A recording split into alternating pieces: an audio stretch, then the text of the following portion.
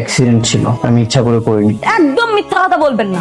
ভালো ভালো বলছি, এখান থেকে চলে যান। এদিকে সবার সামনে থাপ্পড় মেরেছিলাম, আজকে সবার সামনে জুতা খুলে মারবো। বাসা মরার লড়াই তো পরে, ওই দিন রাস্তার মাঝখানে তোকে থাপ্পড় মারলো, বাসায় গেলে সেখানে তোকে জুতা পেটা করতে গেছে।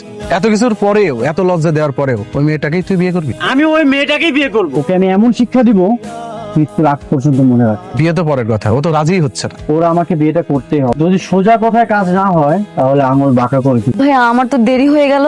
মায়া কোথায়? মায়া তো আজকে স্কুলে আসে না। কি বলেন, স্কুলে আসে নাই? ওর তো আজকে একা একাই স্কুলে আসার কথা। তাহলে আমার বোনটা গেল কই? বোন হারিয়ে গেছে, খুব কষ্ট লাগতেছে। সাবধানে রাখো, তোমার তো আবার শত্রু আছে তাই না? তার মানে আপনি আমার মায়াকে লুকিয়ে রেখেছেন? কোথায় লুকিয়ে রেখেছেন মায়াকে?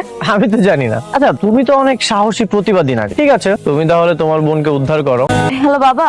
আমি তোর মা বলছি রে, শোন তোর বাবা অ্যাক্সিডেন্ট করেছে। কি? তুই তাড়াতাড়ি আয় মা। বাবা হাত পা কি করেছো? অনেক ব্যথা পেয়েছো? তুমি কি করো বলো তো?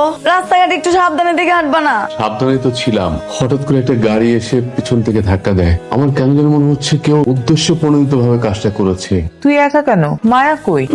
মায়াকে তো খুঁজে পাচ্ছি না। স্কুলে গিয়েছিলাম, অনেক জায়গায় খুঁজলাম, কোচিং এও নেই, কোথাও পাচ্ছি না। ওই যে কি যেন নাম মেয়েটার, শেফালি মনে হয়, ওর সাথেও ছিল না? মা আমি স্কুলে খোঁজ নিয়েছি, ও স্কুলে যায়নি।